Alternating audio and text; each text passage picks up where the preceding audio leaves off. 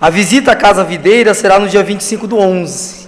Você aí que tem planos de conhecer o trabalho que a igreja auxilia também, que é a recuperação desses moradores de rua, dia 25/11. É isso, Carlos? Domingo próximo e dia 25/11, que seria o próximo. Tá certo. Meus irmãos, eu queria convidar vocês a abrirem a palavra de Deus em Mateus número 5.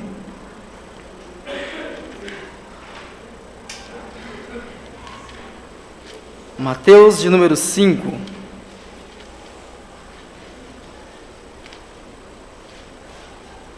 Um texto muito conhecido por todos. A partir do verso 1 ao 12, queria convidar vocês a ficarem em pé juntamente como estou, e a gente fazer a leitura. Então, Mateus 5, do 1 ao 12, o título está como o Sermão do Monte, subtítulo, as bem-aventuranças. E a palavra de Deus diz: quando viu as multidões, Jesus subiu ao monte. Havendo-se assentado, seus discípulos se aproximaram. E ele começou a ensinar-lhe, dizendo: bem-aventurados os pobres de espírito, pois deles é o reino dos céus. Bem-aventurados os que choram, porque serão consolados. Bem-aventurados os humildes, pois herdarão a terra. Bem-aventurados os que têm fome e sede de justiça, porque serão saciados. Bem-aventurados os misericordiosos, pois alcançarão misericórdia. Bem-aventurados os limpos de coração, porque verão a Deus. Bem-aventurados os pacificadores, porque serão chamados filhos de Deus. Bem-aventurados os perseguidos por causa da justiça, pois deles é o reino dos céus. Bem-aventurados sois, quando vos insultarem, perseguirem, mentindo, dizendo todo mal contra vós por causa de mim. Alegrai-vos e exultai, pois a vossa recompensa no céu é grande.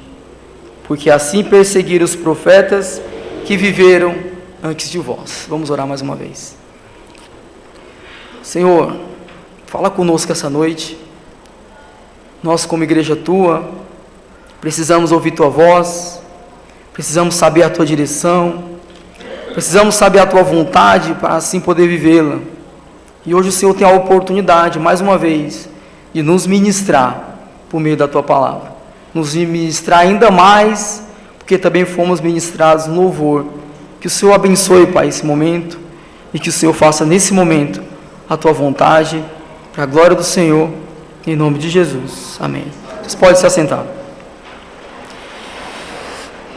A nossa maneira de viver, acho que o nosso jeito de viver, a nossa forma de viver, ela é repleta de princípios, e esses princípios são conhecidos como os princípios normativos.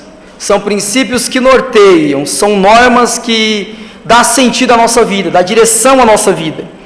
E o conjunto desses princípios que fundamenta, que estrutura a nossa vida, às vezes é tido como sendo sinônimo de moralidade.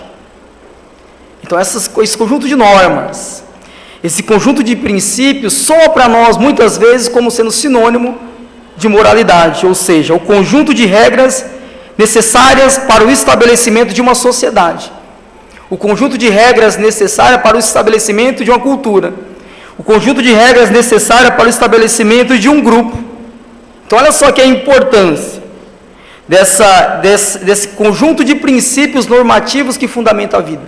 E não somente fundamenta a vida, mas também fundamenta a nossa vida. Nós somos guiados por eles. Nós precisamos desse norte. E esse norte aqui muitas vezes é soado como sendo moralidade. Qualquer sociedade, seja distante da civilização ou não, ela necessita de uma estrutura, de um padrão ético e de um padrão moral. A ética, ela é descrita, ela é entendida como sendo a forma do pensamento certo ou errado. A moral é como eu vivo certo ou errado. Então a ética, ela está antes da moral.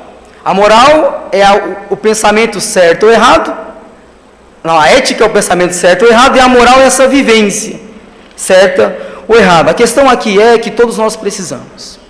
Toda sociedade necessita de um padrão ético, de um padrão moral, para assim, fundamentados neles, poder se relacionar como sociedade. É impossível viver, existir uma sociedade sem alguns princípios. Sem alguns princípios que dão norte. Sem alguns princípios normativos, que ao mesmo tempo traz segurança e ao mesmo tempo nos coloca deveres. Então toda sociedade necessita e precisa disso. Aqueles que discordarem das regras, ou aqueles que discordarem das normas estabelecidas, estão sujeitos à punição. E às vezes estão sujeitos a gravíssimas punições. Um exemplo disso é a nossa Constituição Federal. A nossa Constituição Federal é a nossa regra maior. Norma, conduta que apresenta os nossos direitos, como também apresenta os nossos deveres. Nós vivemos em um país democrata de direito. Porém, o meu direito termina quando começa o seu. Eu não posso violar esse princípio. Existe uma Constituição que nos rege. Existe um conjunto de regras e de norma que dá sentido, por exemplo, à nossa sociedade. E que se eu quiser viver como brasileiro, pautado como um cidadão, eu tenho que observar esses princípios. Porque isso fundamenta, isso é necessário. Isso é imprescindível para que as coisas aconteçam com ordem e com decência. O Antigo Testamento apresenta também para nós um conjunto de regras. O Antigo Testamento nos coloca um conjunto de normas, que foi conhecido como os 10 mandamentos. Porém, todos sabem que não foi somente os 10 mandamentos que davam norte à civilização do passado, mas existia também outros costumes epocais, outros costumes da época, outras normas que fundamentavam aquela sociedade, e que aquele cidadão daquela sociedade, para subsistir naquela sociedade, ele teria que observá-los. Então, a princípio nós vemos, quando olhamos para trás, 10 mandamentos colocados a nós, 10 normas, 10 condutas, que Deus estabelece para o funcionamento da sociedade. Os 10 mandamentos são normas que transcendem épocas, né? Muitos, às vezes, enganadamente, pensam que a lei só ficou no Antigo Testamento. Os 10 mandamentos transcendem épocas. Os 10 mandamentos ultrapassam épocas e servem, inclusive, para a nossa época. Nós temos que ainda observar esses princípios. Foram válidos em gerações antigas, como também são necessariamente válidas nas gerações presentes e na geração futura. Alguns consideram como sendo princípios que conservam a vida. Deus estabelece 10 princípios para conservar a vida. Porque tenta imaginar uma sociedade completamente dirigida, conduzida, formada essencialmente pelo pecado, iria completamente se matar, iria subsistir. A vida estava ameaçada. Deus, prevendo isso de antemão, estabelece 10 princípios. Gente, vocês não podem se matar. Gente, vocês não podem adorar outros deuses, porque não existe outros. Só existe um. E é esse que vos fala. Gente, vocês não podem cometer atrocidades. Quer dizer, são tipos de regras e princípios que acontece? Que conservam a vida. Então, no Antigo Testamento nós já percebemos isso. Foi o que a princípio Deus estabeleceu para manter em relação, que a gente mantivesse em relação harmônica. Porque sem a ausência desses princípios normativos que Deus estabelecia, provavelmente não existia sociedade. Provavelmente não existiria sociedade. E o que é mais interessante é que ele não somente dita as suas leis, ele não somente prescreve, ele não somente anuncia, mas Paulo vai dizer que ele escreve dentro do nosso coração. E a gente sabe quando erra. Qualquer um sabe quando erra. Qualquer um sabe quando pisou na bola, porque está aqui dentro. Dentro de nós já acusa o nosso erro.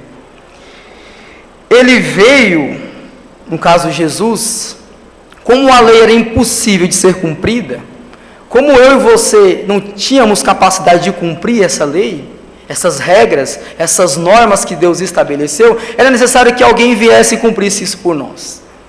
E esse alguém veio. Cristo veio e cumpriu todas as coisas. Nós aceitamos tudo aquilo que Ele cumpriu por nós, porque nós não tínhamos a capacidade de cumprir. Nós aceitamos a sua justiça e por causa da sua justiça, nós somos justificados. Por causa da sua justiça, hoje Deus nos olha como justos. Nós estamos livres da maldição da lei, que nem eu e nem você poderíamos cumprir.